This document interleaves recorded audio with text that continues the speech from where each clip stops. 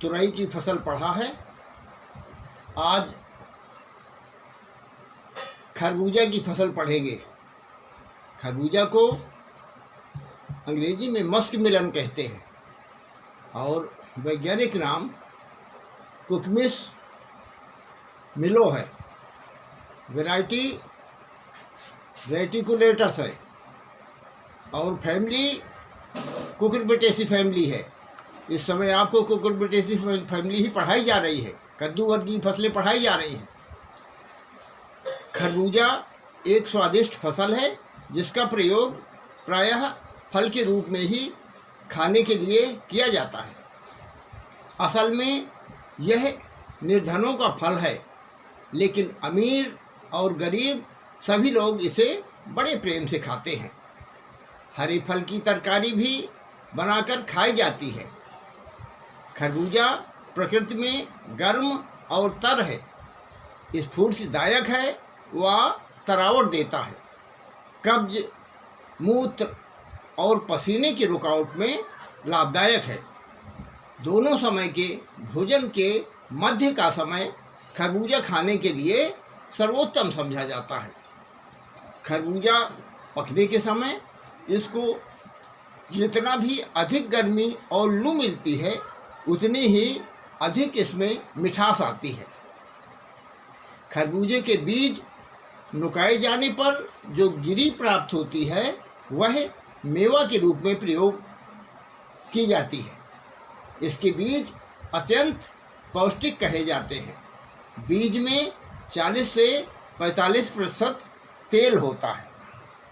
अब आप इसकी जलवायु के बारे में समझिए।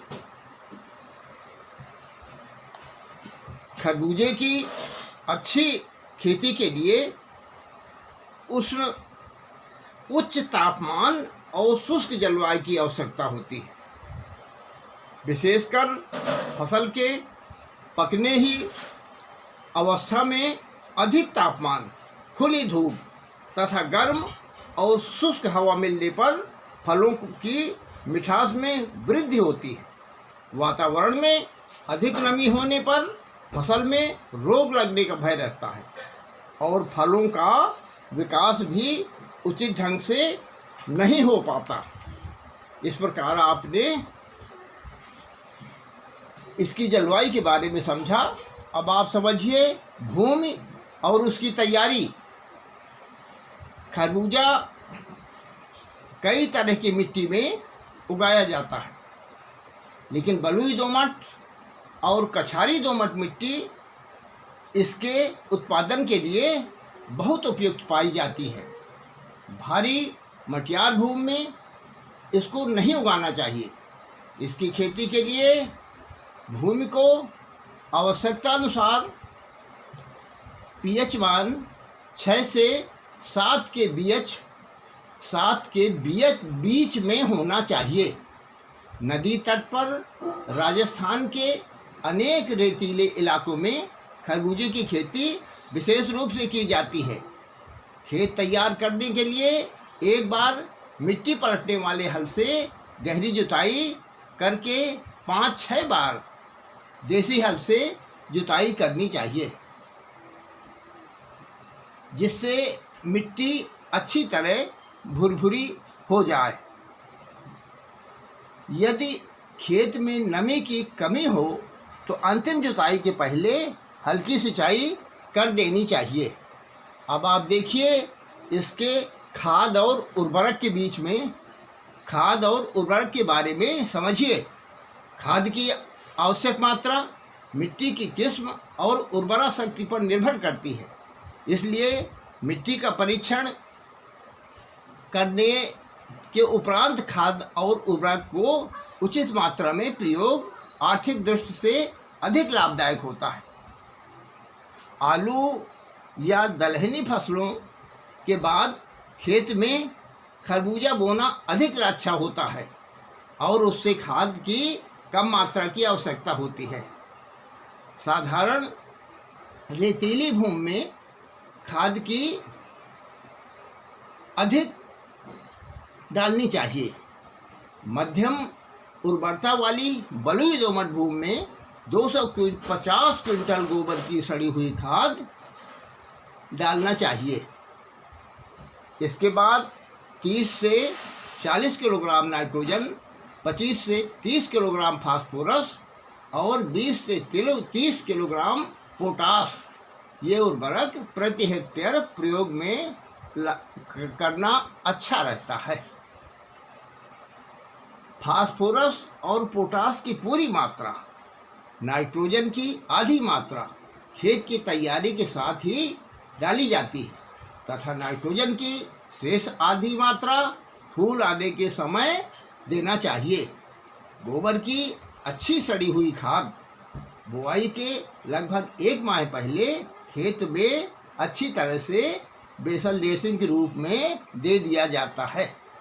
अब आप इसकी उन्नत किस्मों के बारे में समझिए।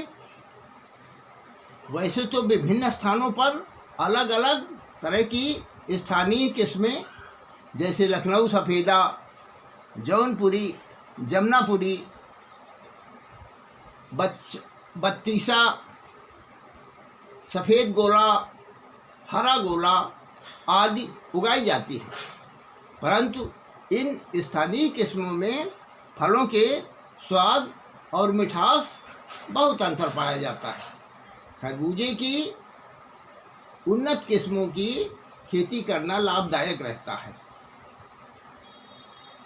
इसके फल बहुत स्वादिष्ट तथा मीठे और जिसकी पैदावार भी अधिक होती है तथा जो उत्तर भारत के अधिकांश क्षेत्रों में उगाई जाती हैं वो इस प्रकार हैं, ज़रा ध्यान से समझिए। लखनऊ सफ़ेदा, हरा मधु, ये विभिन्न अलग अलग जातियां हैं। पूसा सरबती, पूसा मधुरस, अर्का राजहंस, पंजाब हाइब्रिड 1, इस प्रकार की ये उन्नतशील जातियां हैं। अब इसके बारे में आप बुआई का समय भी देखिए। मैदानी क्षेत्र अगेती फसल नवंबर से मार्च तक बुआई का समय है और पहाड़ी क्षेत्र में मार्च का समय बुआई के लिए उत्तम होता है। देखिए इसके बारे में, जिन क्षेत्रों में पाले की संभावना अधिक हो रहती है वहाँ पर पहले पॉलीथीन के थैलों में 500 ग्राम से 1 किलो क्षमता वाले थैलों में खाद और मिट्टी की बराबर मात्रा का मिश्रण भरकर उसमें 4-4 बीज प्रति थैले की दर से बुआई की जा सकती है और फरवरी के अंत या मार्च के प्रारंभ में अब जब पाला गिरने का भय समाप्त हो जाए तो पौधों को खेत में रोप सकते हैं। रोपाई करते समय पॉलीथीन के थैले सावधानी पूर्वक नीचे से काट देना चाहिए। ऐसा करते समय ध्यान रखें कि मिट्टी और खाद की पिंडी न टूटने पाए, अन्यथा जड़ों के टूटने से कुछ पौधे सूख जाते हैं।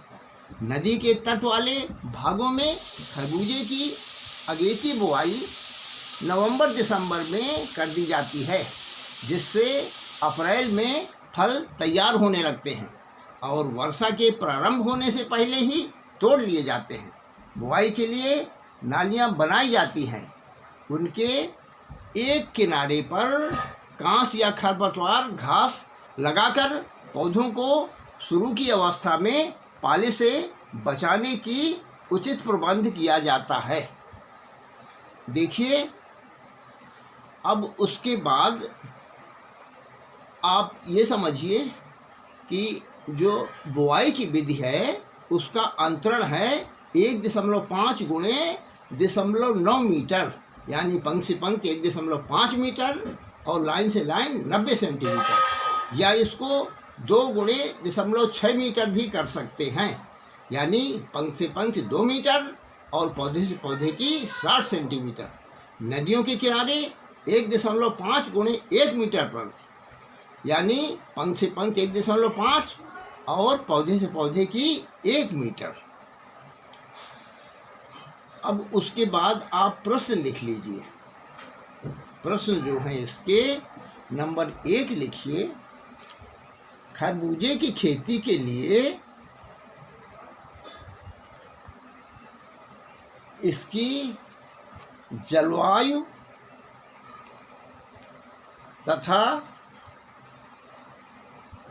भूमि और उसकी तैयारी लिखिए। प्रश्न नंबर 2 लिखिए, खरबूजे की खेती के लिए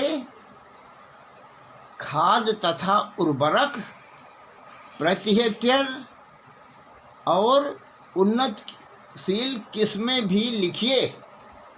ये प्रश्न नंबर 2 हो गया, जिसका कि उत्तर आपको लिख के लाना है और मुझे मेरे पास भेजना है। धन्यवाद।